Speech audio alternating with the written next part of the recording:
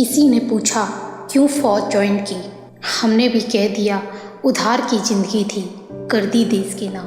फौजी भी कमाल के होते हैं ना, अपने छोटे से बटुए में पूरा परिवार छुपा के रखते हैं और दिल में पूरा हिंदुस्तान।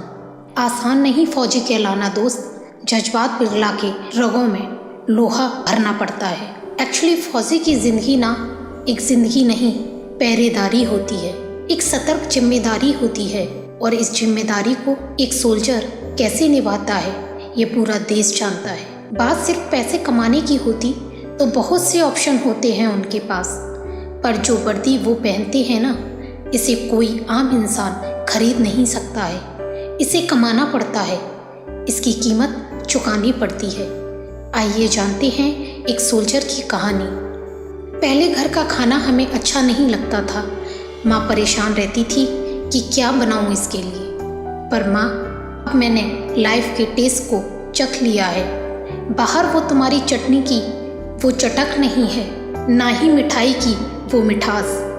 पहले जब सुबह नहा धोकर नया कपड़ा पहनता था तो तुम्हें दिखाता था, माँ देखो ना कैसा लग रहा हूँ मैं, टी शर्ट अच्छा लग रहा है ना, अच्छा ये पैंट पर कुर्ता पहनूं या टी शर्ट। पर माँ अब यहाँ कोई टोकने वाला नहीं है और ना ही बालों में कोई कंघी करने वाला। त्योहार पे जब तुम काला टीका लगाती थी ना, आज उस पर कोई की नज़र लग गई है।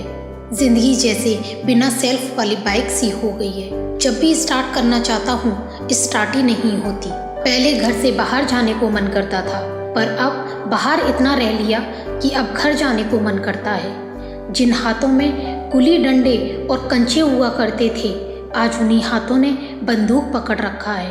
पहले हमें भी ठंडी लगती थी, 4 बजे सुबह उठने का मन नहीं करता था, मन करता था कि 2 घंटे और सोते रहें, पर अब सब एडजस्ट कर लेते हैं। हम भी उठ जाते हैं मॉर्निंग में जब सभी अपने मीठे ख्वाबों में खोए रहते हैं। माँ आजकल हम वहाँ रहते हैं जहाँ कोई नहीं रहता, कभी -20 डिग्री में तो कभी जंगल में, कभी चाइना के आसपास तो कभी पाकिस्तान के आसपास, मेंटली और फिजिकली दोनों फिट। कितनी खुशी होती है ना जब 10 दिन की छुट्टी पर घर आते हैं, कभी बुआ के घर तो कभी मौसी के घर, कभी इधर तो कभी उधर। कभी खुद को समय दे ही नहीं पाते, मिलते ही रहते हैं। जिंदगी भर लोगों से मिलने के चक्कर में खुद से मिल ही नहीं पाते। हम फौज में काम करते करते हम इतने सिंसियर हो जाते हैं कि पब्लिक हमें ठगना शुरू कर देती है। 10 का सामान 20 रुपए में बेचते हैं। दुकान मालिक फौजी को देखकर ही उनका रेट बढ़ जाता है, क्योंकि वो लोग जानते हैं ये फौजी लोग हैं, बार्गेनिंग करना नहीं जानते हैं। सच कहें तो हमने मोलभाव करना सीखा ही नहीं, बस हर सिचुएशन में एडजस्ट कर लेते हैं। जो दोस्त हमें दोस्त समझते थे, आजकल वो हमें कैंटीन समझने लगे हैं। लेकर कार्ड और दारू के अलावा हमें किसी ने समझा ही नहीं। एक तो कभी किसी का फ़ोन नहीं आता है, और फ़ोन आता भी है तो दूसरे चीज़ों के लिए। किसी को फेयर एंड लवली चाहिए तो किसी को हॉर्लिक्स, तो किसी को अमेरिकन टूरिस्ट का बैग, तो किसी को स्पोर्ट्स शूज़। पहले पूछते थे कब आ रहे हो, होली में आ रहे हो, अच्छा होली में आ रहे हो तो मेरे लिए RS लेते आना। वैसे भी आजकल हर जगह दारू बंद है और कैंटीन के दारू में बहुत नशा है। 4 दिन तक सोते ही रहते हैं। अभी घर पर 4 दिन ठीक से पहुँचे हुए होता नहीं कि जनता सवाल पूछना शुरू कर देती है, कब जाना है, कब की ट्रेन है, भाई कब जा रहे हो। इतना सवाल तो हमने खुद से कभी पूछा ही नहीं जितना बगल वाले पूछते हैं। एक तो कम उम्र में ही आ जाते हैं डिफेंस लाइन में और कट जाते हैं सोशल लाइफ से। कभी किसी की शादी में नहीं जा पाते, कभी किसी के फंक्शन में नहीं जा पाते।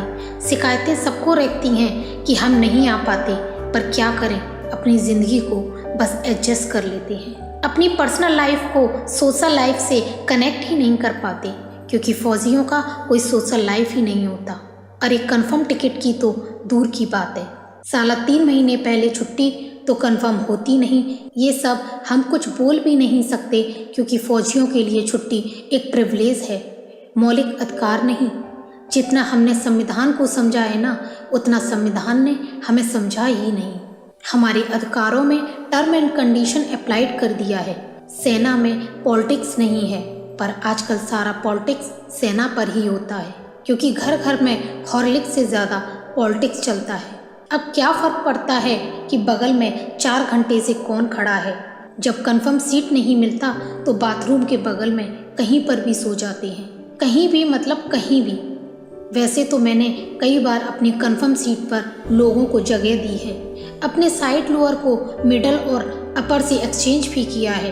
कई बार तो हम खड़े भी हो जाते हैं, मगर दिमाग नहीं लगाते, जज्बात को समझते हैं। आपको क्या पता कि सुबह 10 बजे जब बिना लंच कर आए शाम 4 बजे पुरानी दिल्ली से तिनसुकिया जाने का ऑर्डर आता है, तो ये भी नहीं पता होता कि ट्रेन है भी या नहीं है, तो समय है या नहीं। हाथ में वारंट का एक हरा पन्ना होता है जिसमें फ्रॉम और टू लिखा होता है। ये नहीं लिखा होता कि किस ट्रेन से जाना है, और ना ही ये होता है कि ये आपकी कंफर्म सीट है। बस चल देते हैं जय हिंद बोलकर। हम आपसे आपका स्टेट नहीं मांगते, बस थोड़ी सी कॉपरेशन मांगते हैं, थोड़ी सी उम्मीद मांगते हैं, बस थोड़ी सी दिल में जगह मांगते हैं। फौजी समझकर, क्योंकि फौजियों के लिए तो सारा मुल्क अपना है। ये थोड़ी सी सिंपैथी ना किसी एलोपैथी से ज़्यादा काम करती है साहब। इसलिए अपनों से गुजारिश है कि अपनों के लिए आप कभी भी ट्रेन के या बाथरूम के या कहीं भी कोई फौजी भाई मिले ना, तो दिल के कहीं कोने में थोड़ी सी जगह दीजिएगा। जय हिंद, जय भारत। ना हम भूले हैं ना ये भारत, आपके बलिदान से है ये हमारा भारत। गजब का देश है ना मेरा, जहाँ मौत सामने है ये जानते हुए भी लोग फौज की नौकरी नहीं छोड़ते, और कुछ लोग अखबार पढ़कर देश छोड़ने की बात करते हैं।